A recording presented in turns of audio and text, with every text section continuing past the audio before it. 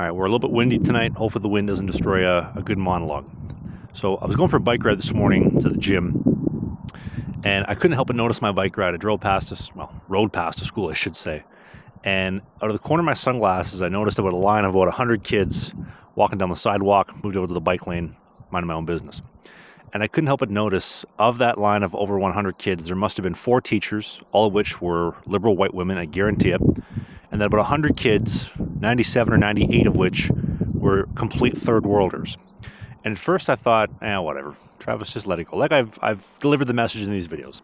Surrender to the way that things are, control what you can control. I have my personal situation that I can make more optimal or better, so I'm going to stick with that. And then as I continue to ride along on my way to the gym, I couldn't help but think to myself, revisiting that image that I just seen, and thinking, that is the future. That is literally the result of the collapsing birth rates, feminism with specifically Canadian white liberal women, and the effects of all that type of stuff. And so, and also to add on top of that, what white Canadian men have become and how soft they have become. You know, I've had conversations with women over the years. You bring this type of conversation up, and I am completely opposed to feminism. And they'll say, what, you don't believe in equal rights, men and women? You don't believe in feminism, equal treatment? And the truth is, no. I do not, and the reason being is that we are completely and utterly different.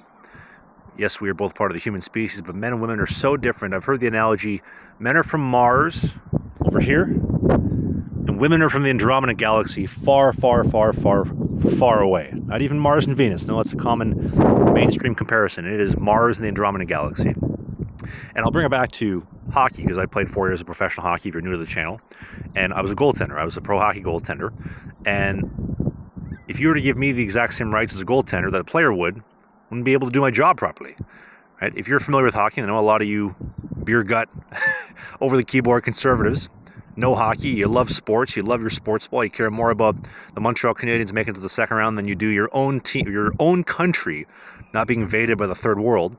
Anyway, I digress. Come back to that later. The point being is that as a goaltender, if I was treated fair game as everybody else, I couldn't do my job, right? I have a blue crease, a blue paint, and that is where I work. That is where I do my job. I don't want to make things more difficult and be up for a new challenge. I want to do the job properly and stop pucks. I don't want to go behind the net, set it up for the D-man, 6 inches off the boards, off the little yellow trim off the dasher, and boom, get a good breakout going. I don't want to try and reinvent the wheel because we're so different. And that's the beauty of it too, right? Players have certain attributes that I just will never have, and I have certain attributes that they'll never have, right? So like, for example, when a goaltender loses his stick, worst thing you can do as a player is give the goalie your stick. Be like, here, give a stick. I don't want your stick. Your stick is so much lighter than mine. It is not balanced or proportioned the same way mine is. I'm better off with just a blocker. I'll just seal the old 5-hole, do the JSG gear special, grant for your goaltending, seal it up nice and tight, butter tight, and we'll get a whistle. And same thing with men and women. Men and women cannot be equal because we're not the same. We're so different. We're so completely different. We're like two species within a species. And I think that's truly the best comparison. But when you bring it back to feminism, because for whatever reason, the majority of Canadians, even that are conservatives, Canadian conservatives are not conservatives. They're just liberal light.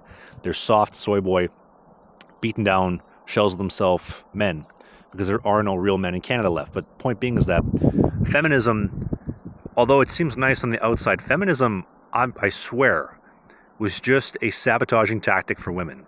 So if you are familiar with women, men, when we have a problem, we do it physically. I don't like you, you don't like me, let's step outside. Or on the ice in hockey, give you a face wash, give you a shove, right? Like, we are very physical, confrontational creatures. But women, my goodness, women will destroy each other's reputation and sabotage each other and still go shopping with each other.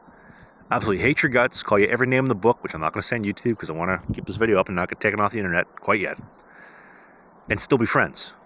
It's insane. The entire premise, if you really break it down to the male-female mating tactics, is essentially, let's bring it back to hockey for sake of ease. So if we're having a hockey game, and it's the men, and then you also have the women, not competing with each other, but two separate games. The men, typically speaking, are going to say, okay, well, we need to win, so we need to structure in a way where let's make sure our power play's tight, right? Let's get a good neutral zone trap. Let's make sure the penalty kill is nice and tight. Make sure we have a good breakout. What can we do to win? The female instinctual reaction is sabotaging, right? Typically, women will sabotage other women.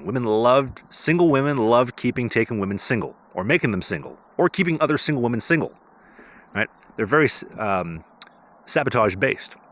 And so with the hockey game, instead of trying to out-dominate or outperform, defeat your opponent, it might be, well, since we're the home team, they're the visiting team, let's turn the temperature up in the visitors' locker room, see what that does to them.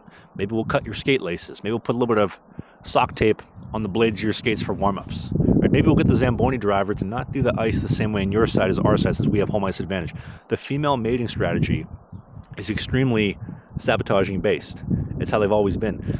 And the reality is that is why the birth rates are the way in which they are. Because modern women have been trained to be scared of good men being men. So, for example, I was having this conversation with my Muay Thai, the head instructor of my Muay Thai gym, my fight gym, and he's a great fighter. He's got pro fights under his belt, and I told the story a couple months ago. I got the balls one day to say, hey, why don't we spar? See what happens. Beat the wheels off me. I took a good licking.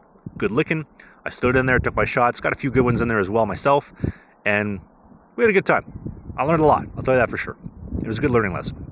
But we're chatting after about how there are no places where men are allowed to be men anymore. Men cannot be men, right? The essence of being a man is dark humor, dirty jokes, over-sexualization, and physical truculence, high testosterone, and dominance. A lot of tenacity as well. But the world and the institutions, specifically in Canada, that run everything, have been completely dismantled and rebuilt and feminized. So, for example, let's look at HR departments. Right? I like to make the joke, any females that I've ever met that have worked in HR, some type of office, I'd always introduce myself as, oh, you work in HR, do you? So you're the one that'll call me in to ask to hear my jokes a second time. And I'd say probably like 70% of the time I get a pretty good laugh and a good chuckle. And again, don't bore women. You can do anything to a woman, just don't bore her.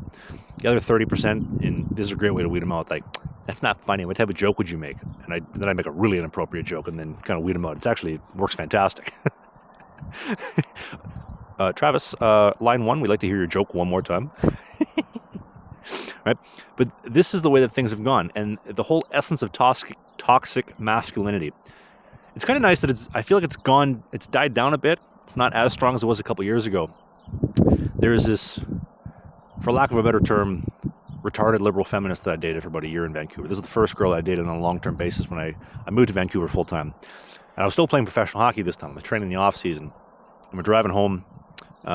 She came to watch me skate one night after my hip surgery, which is great. Long recovery, and really appreciated her coming at the time. And she had the gall to scold me in the car and say, "You're toxically masculine." And I said, you know what? What is toxically masculine? And if you can't define it and quantify it to me and what I do, I want you to shut the you-know-what up. Obviously going to watch my language for YouTube. And it's funny because she would stutter with the but couldn't actually quantify something that I was doing that was toxically masculine. And the reason I bring this up, to kind of bring it back to feminism, it has indoctrinated women to believe that good men are bad. So a man that wants to be a protector, so for example, somebody breaks into your house in the middle of the night, like the countless families in the GTA where all these third world thugs are busting in with guns and beating the shit out of the man, in a lot of cases taking his own life, and then traumatizing the kids and the wife, right? A toxically masculine man will be able to handle that. But the beta soy boys, the feminized liberal men that you like, you bet your ass you're going to go first. You as the female will be sleeping on the exit side of the bed. And for those that don't know, let's say the bed is here and the door is here. The man is supposed to sleep on the side closest to the door to handle any intruders with a weapon close to that side of the bed. And the woman is supposed to be on the other side to be protected. But because there are so many of you fake conservatives, you liberal light, conservative soy boy Canadian white males, you sleeping on the far side and getting your woman by the door side. Right? When stuff like that happens, women want a toxically masculine men, as well as the aspect of being a provider. Women allocate so much time to chasing the dumbest of shit in their 20s.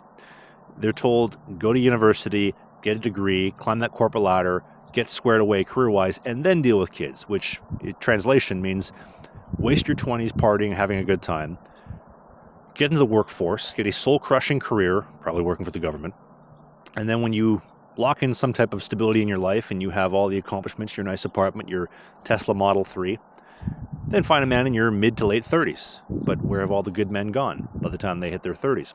And you wonder why the birth rates are so low. Women will spend so much time doing the dumbest of shit in their 20s sometimes even in their early 30s, before they get a wake-up call. Everything from collecting cats, collecting dogs. They love drinking wine, drinking coffee, traveling, making Instagram stories, Instagram carousels, Instagram posts, countless attention-seeking, partying, making poor decisions, and doing absolutely nothing to contribute to the one element that actually makes them happy, family and kids.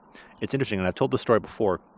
It doesn't matter how liberal the women is or the women have been that I have dated. At some point, no matter how liberal feminist or even fake traditional conservative, which is just feminist in disguise, they all slip out at some point. What do you want to do in your life? What's one thing you want? If I could, and I'd always word it like this, if I could wave my magic wand and I could fix all your problems and give you what you want, what do you want? And they'd usually say something along the lines of, I just want to be a mom, I want to stay at home, I don't want to work, I want to have a garden, plant some peppers, and make some sourdough. Somewhere in that ballpark. And it's funny because even the most liberal of them all, the one that I described earlier at the start of the monologue, I remember she said that answer one time. I took a second or two to pause and I said, don't you care about your career? Well, of course, my career is the most, boom, snap, right back into the propaganda, because she's been indoctrinated. And so many of these women have been indoctrinated to believe this stuff. And it's interesting because on the male side of things, the men have become so soft, so feminized, and pretty much to be made unattractive. Women don't want a man who is potentially violent. Well, they don't want a man that's potentially violent to them, obviously, but they want a man with muscles and the ability to take care of stuff if need be. Right? This is just female nature, how it's always been. No matter how much indoctrination you give these women from the past 50, 60, 70 years since the Civil Rights Act, tens of thousands of years of evolution are completely working against that, and you cannot rewire it. Right? It's the same reason why a woman loves to be dominated when it comes to you know what time, right? To keep it YouTube friendly. It's all those years of biological evolution for her to know that you are, in fact, the man. It's the same reason why, as a man, there is nothing sexier that my woman could ever say to me than if, let's say, for example, I took her to a nice restaurant. Actually, this is an example that did happen. Actually, it happened a few times in my illustrious dating career. Remember, I took a girl for her birthday to I don't know about necessarily like a nice restaurant, but a serviceable restaurant. Staff knew me, were pretty friendly. They knew that it was her birthday, so I knew they were going to take care of her. And showed up, and she was so awkward and so uncomfortable from the second we walked in. And it wasn't like I'm going to get busted for something. It was an uncomfortability of, I don't know what to do because I've never been here before. I don't know. I've never been to a restaurant like this. I've never been on this area of town, which is very nice. I've never this, I've never that. And the fact that she communicated that to me, I thought was the sexiest thing she ever could have done, because it's feminine. I'm not traumatized by God knows how many, over a decade of experiences, shall we say. And I am the one, selfishly, and I'll admit this, I love this type of stuff, I am the one giving you that experience, right? The same way, very different obviously, but as a man, the element of I gave that to somebody that I cared about. For example, for my mom, for her birthday coming up, I'm taking her to Alaska on an Alaska cruise. She's always wanted to see Alaska, and I said, you know what, I'm going to take my mom on an Alaska cruise. Obviously, I get to spend some time with my mom, but I gave that to her. And the smile on her face of seeing the Alaskan fjords and going to somewhere she's always wanted to see, plus mother-son time, that truly is the ultimate gift, right? My dad, for Christmas time this year, I flew him out to Vancouver, and we went and rode a Christmas train, like a Polar Express style train. And the smile on his face, spending time with his son, getting to know, Travis and his dad, and not just my dad as my dad, but the actual man behind my dad, stuff like that. I did that. That is the essence of masculinity, is to share that with the people that you love. And to kind of bring it back, to share that experience with that woman specifically, I thought was amazing. But the reality is, sadly, and this breaks my heart to say, most women, I don't actually think know what most men want. I don't think they actually know how to please a man. Right? When a woman comes out and says, oh yeah, I've done this. Oh yeah, I've been there. Yeah, I've been here a couple times.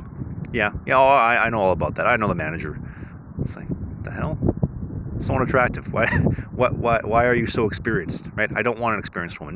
No man in the course of human history has ever uttered the words, wow, gee, I wish my woman dated 15 more guys before I met her, or 50, or, gee, I wish my woman looked more like a land whale. Said nobody ever. Right?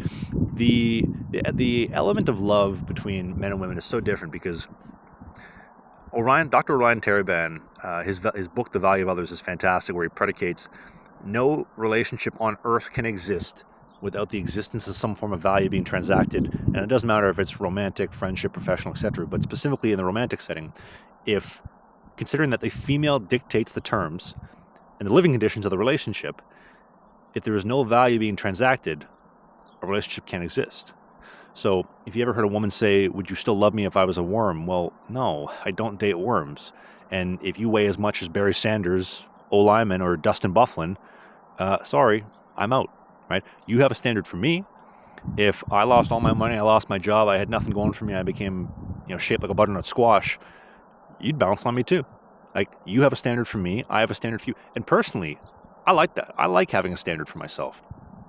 I mean, personally, also to a degree, I'm kind of a psycho. I like torturing myself and putting myself through difficult situations. Like when I mentioned the sparring my Muay Thai instructor, probably a bad idea, but I like the idea of struggle and like pushing that boulder up the hill. So that's something that I enjoy personally. But again, the whole point of this video is the male-female dynamic, and that has been completely tainted by media, by pop culture, by the powers that be. But the one good piece of news, though, is that although we live in a society where it feels like, to me anyway, merit does not exist anymore, we are completely in a what are the feelings like type of world.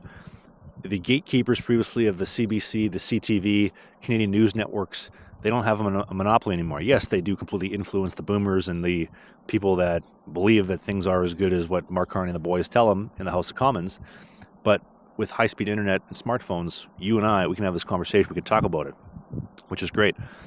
I find it funny too, anytime you hear, especially on the mainstream news, in a lot of female circles, they say a real man is insert XYZ. Anytime you hear that, it's usually a shaming tactic that's going to follow. But the women, unfortunately, have become, like I said, so broken, they don't really know what makes men happy. Right? There was a gal I dated, God, this has been probably about a year ago, and this is more of a casual arrangement. And she texted me one day. She says, I wouldn't mind going for coffee. I said, you know what? Whatever. We've been doing this for about a month. Let's see what you're made of. And not a word of a lie. She came over, and she literally was wearing a crop top, no bra, and she had pierced nipples, so you could completely see them protruding out of the shirt, and then leggings as well. And this is what she wore to the coffee shop. And I said, this is kind of embarrassing, but this is going to be a fantastic story. Let's see what else she's made of. So walk down to the coffee shop, and she's just being loud and obnoxious in a way that I had not yet seen. And I said to her, can you please speak in a lower tone? She's like, well, I'm just loud. This is just the way that I am. And I said, that's fine. I'm asking you, please don't speak so loud. Like, you're literally like shouting and you're being obnoxious and embarrassing, right? On top of the fact, obviously I'm not going to say this because I'm going to conserve my energy, because there's only certain things that are worth putting your energy towards. I mean, at this point, it's already right off. I already know that this is not ever going to happen again. But I asked her to, like I said, please lower the volume. Please don't be so obnoxious. I didn't ask her to put on any clothes because, again, this was going to be the only time this was happening. And she wanted to fight back with me about how this is just the way that she is. Except I said, you know what? Why don't we just go home? And that was it. That was the last time I ever saw her, because I'm not interested in that, right? And white Canadian men love taking disrespect from their women. There is not a single race on the planet that loves taking disrespect from their women and also diverting to their woman's leadership like Canadian white men. Right? You look at any race around the world outside of North America, the men are in charge, they run the show, and the women follow. This is the way that it's supposed to be. And in so many relationships, most women run most relationships, and you wonder why they're ass backwards, right? We are designed as God's greatest creation, man and woman, peanut butter and jelly, peanut butter and chocolate, that the man leads and the woman follows. Now, I do have some sympathy for the women because so many of the men are generally retarded. If you are shaped like a butternut squash, you do not have your finances squared away, and have nothing going for you, I wouldn't listen to you either. I wouldn't. And guess what? If that was my daughter dating you, I mean, I would not let you anywhere near my daughter, but men need to have a higher standards for themselves. And I get it. There's a lot of things in the world that are really messy, especially in Canada, right? The politicians are absolute crooks and fraudsters. They're screwing you, right? Tax season's here. If you lie to the government for taxes, that's a fraud. You're going to jail plus interest. If they lie to you, it's just politics, just the way that it is, right? There's no accountability, right? The RCMP is not going to ever do anything about any of the scandals and the green slush fund or the new spaceport that just came out the other week. Like, it's just the way that it is. Just accept it the way that it is. But we can control what we can control. And for men, you can get yourself into better shape, right? No, let's call it for what it is. There's a reason. If you ever talked to a woman reading smut books, have you ever listened or even to a degree read up on the content that they're listening to? It's always some super tall, in shape, jack, dominant, like Chad. And again, I'm not a Chad. I'd love to be a Chad, but I'm not quite one. But that's what they like. And so this whole body positivity, round is a shape. Anybody ever seen Family Guy? When Lois, again, there's your typical family sitcom. Lois runs the show. Peter's a bumbling idiot that if he didn't have his head screwed on, he'd probably lose it and have to have her to help him. Peter, did you go to the doctor get checked for your health? Oh yeah, I did. And how'd it go? The doctor said I was great. I'm too healthy. I'm in shape. I'm really in shape. You didn't go, did you? Well, I guess round is a shape, right? If you look like that, why would any woman ever listen to you? There are things that you can do to, you don't have to do it in a big scary way. Be respect worthy. Be clean cut, dressed somewhat well, have your finances in order, have your shit together and not speak like a complete bumbling buffoon. I love going for coffee, especially by myself. So I have no distractions distract me from things. And when I go to a coffee shop in Vancouver, obviously I'm visiting some family here in Winnipeg, but and by the way, somebody commented the other day that it looks like I'm recording in a jail yard. Not far from it. But when I'm at a coffee shop in Vancouver, I love people watching. And when you observe first dates, like you can tell when somebody's on a first date and the man is just a bumbling buffoon. What's your favorite color? Where are you? What do you do for? It's like, idiot. You can do anything to a woman, just don't be boring, right? I had a good friend of mine tell me one time, Trav, Ted Bundy wasn't boring. Look at all the women that were outside of his, when they fried him in Florida. Jeffrey Dahmer. I know I have the same glasses as him. But when he was on trial, look at all the women that were outside of his courtroom or court building, whatever it's called. The guy was gay. He didn't even like women. Right?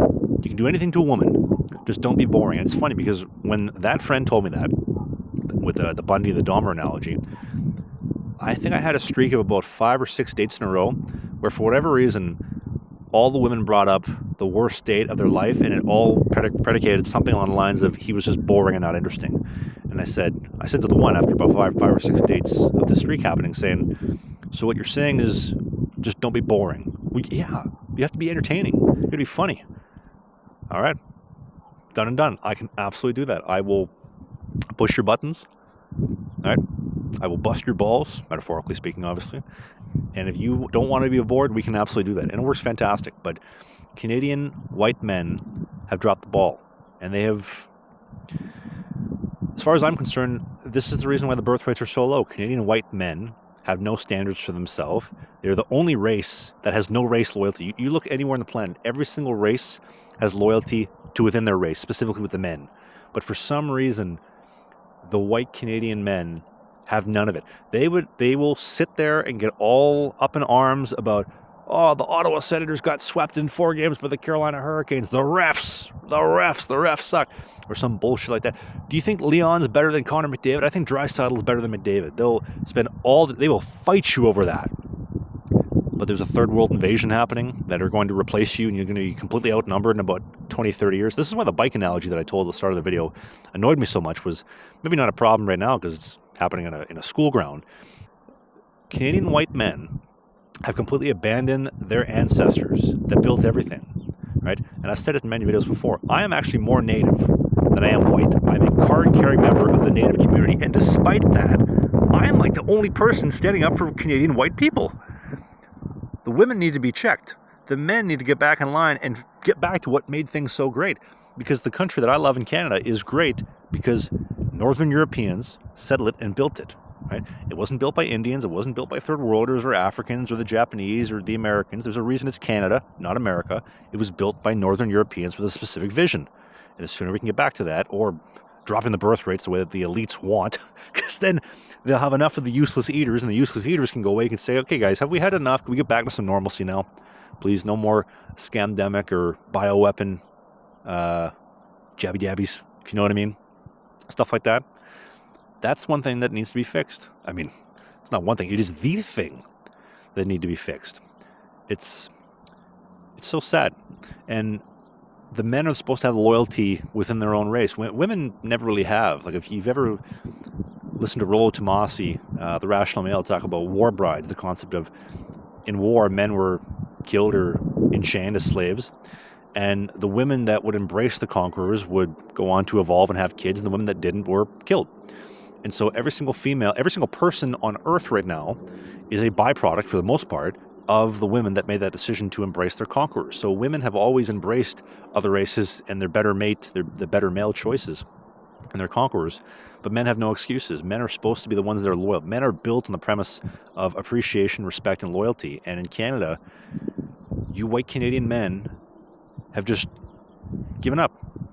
They say it takes only 3% of the population to truly cause a revolution. And I do believe that when there will be one day, hopefully, fingers crossed, when there is a revolution in Canada, it will not be televised, but it will happen. And it's going to be predicated on the majority of the tax base that carry the weight for all of society, all of Canada, and specifically most of the welfare leechers that leech off the system and don't provide anything except take, them standing up, the Canadian white men that produce that, them standing up and saying, enough is enough, we want our country back.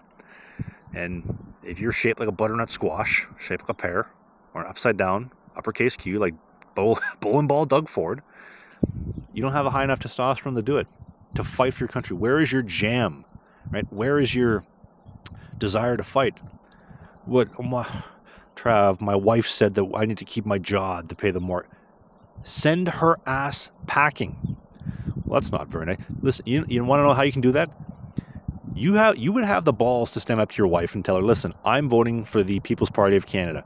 It doesn't matter, Pierre's in it with the Liberals. I'm going to vote for a choice that might actually make a difference because I need the Conservatives to come more to the one side. My wife told me to vote for Pierre. My wife told me that if I don't vote for Mark Carney and the boys, they're going to take away women's rights. Send her packing. If you had options, you could do that. I would also argue, if you got yourself into better shape and you became more of an attractive option instead of a hollowed-out shell of the former man you used to be, your wife would love you a lot more if you had options and you still picked her. Wouldn't that make your wife feel good? You had a bunch of side chicks knocking at your door, right? Doug. I'm assuming your name is Doug. I don't know what your name is. Doug. We want to spend time with you. Sorry, I picked my wife. Your wife would love that. But you can't do that if you don't have options. You can't stand up to her and tell her, listen, I'm a man. I'm taking my balls back. I'm standing up for my country and for my family and for hopefully our kids. Unless you're one of these feminized conservative men that think, I'm going to be married. I'll spend 15 years with this woman and get no kids out of her. We'll collect cats. There's literally nothing gayer than spending all that time with a woman and not having kids. It's literally the gayest thing ever. What's the point? What is the point of marriage and dating if you're not going to have kids? Well, I love my cats. Sure. You love your cats. Great. Have some kids. Do you agree? Do you disagree? I'd love to know in the comments section below. If you support and agree with everything that I have said in this video, become a channel member. It is 99 cents. Support the content creation like this, and you get access to all the videos that I've queued to go up live, and you get them.